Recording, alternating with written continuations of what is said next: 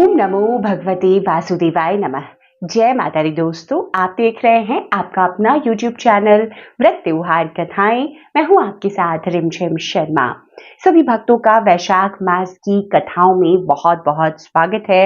हर रोज हम एक एक कथा का वैशाख मास में श्रवण कर रहे हैं और इस प्रकार से वैशाख मास की जो 15वीं तिथि अमावस्या की तिथि है, तब तक की कथा हम सुन चुके हैं। अब उसके आगे की कथाओं का श्रवण हम करेंगे। तो इस अध्याय में जो ये 16वां अध्याय होगा, यहाँ पर हम जानेंगे वैशाख मास की अंतिम 3 तिथियों की महत्ता और इस ग्रंथ का उपसंहार। तो एक बार फिर से सभी भक्त भगवान श्री हरि विष्णु माता लक्ष्मी का ध्यान करते हुए उनके नाम के सुमिरन के साथ में इस कथा का प्रेम पूर्वक श्रवण कीजिए।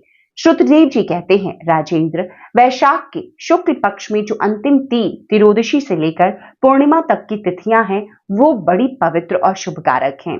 उनका नाम पुष्करनी है। वे सब पापों का क्षय करने वाली हैं। जो संपूर्ण वैशाख मास में स्नान करने में असमर्थ हो, वह यदि इन 3 तिथियों में भी स्नान करे तो वैशाख मास का पूरा फल पा लेता है। पूर्व काल में वैशाख मास की एकादशी तिथि को शुभ अमृत प्रकट हुआ। द्वादशी को भगवान विष्णु ने उसकी रक्षा की। त्रयोदशी को उन श्री हरि ने देवताओं को सुधापान कराया। चतुर्दशी को देव विरोधी दैत्यों का संहार किया और पूर्णिमा के दिन समस्त देवताओं को उनका साम्राज्य प्राप्त हो गया। इसीलिए देवताओं ने संतुष्ट होकर इन 3 तिथियों को वर दिया। वैशाख मास की ये 3 शुभ तिथियां मनुष्यों के पापों का नाश करने वाली तथा उन्हें पुत्र पौत्रादि फल देने वाली हैं।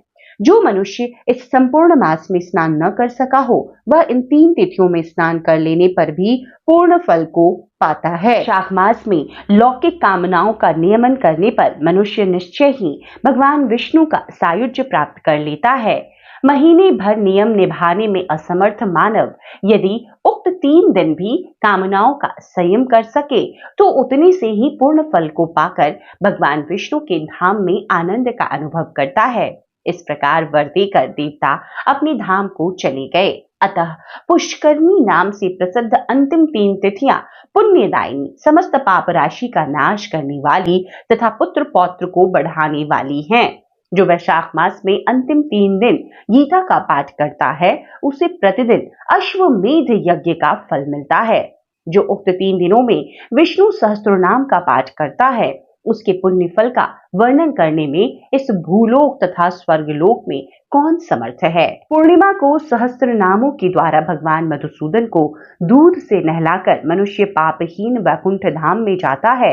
वैशाख मास में प्रतिदिन भागवत के आधे या चौथाई श्लोक का पाठ करने वाला मनुष्य ब्रह्म भाव को प्राप्त होता है। जो वैशाख के अंतिम 3 दिनों में भागवत शास्त्र का श्रवण करता है, वह जल से कमल के पत्ते की भांति कभी पापों से लिप्त नहीं होता। उक्त तीनों दिनों के सेवन से कितने ही मनुष्यों ने देवत्व प्राप्त कर लिया, कितने ही सिद्ध हो गए और कितनों ने ब्रह्मत्व पा लिया। ब्रह्मज्ञा से मुक्ति होती है अथवा प्रयाग में मृत्यु होने से या वैशाख मास में नियम पूर्वक प्रातःकाल जल में स्नान करने से मोक्ष की प्राप्ति होती है। इसीलिए वैशाख के अंतिम 3 दिनों में स्नान, दान और भगवत पूजन आदि अवश्य करना चाहिए। वैशाख मास के उत्तम महात्म्य का पूरा वर्णन रोग शोक से रहित जगदीश्वर भगवान नारायण के सिवा दूसरा कौन कर सकता है। तुम भी वैशाख मास में दान आदि उत्तम कर्म का अनुष्ठान करो, जिससे निश्चय ही तुम्हें भोग और मोक्ष की प्राप्ति होगी। इस प्रकार मिथिलापति जनक को उपदेश देकर श्रुतदेव जी ने उनकी अनुमति ले वहां से जाने का विचार किया। तब ब्रह्मर्षि जनक ने अपने अभ्युदय के लिए उत्तम उत्सव कराया और श्रुतदेव जी को पालकी पर बिठाकर विदा किया। वस्त्र आभूषण, गौ, भूमि, तिल और सुवर्ण आदि से उनकी पूजा और वंदना करके राजा ने उनकी परिक्रमा की। तत्पश्चात उनसे विदा हो महातेजस्वी एवं परम यशस्वी श्रुतदेव जी संतुष्ट हो प्रसन्नता पूर्वक वहां से अपने स्थान को गए। राजा ने वैशाख धर्म का पालन करके मोक्ष प्राप्त किया। नारद जी कहते हैं, अम्बरीश, यह उत्तम उपाख्यान मैंने तुम्हें सुनाया है, जो कि सब पापों का नाशक तथा संपूर्ण संपत्तियों को देने वाला है।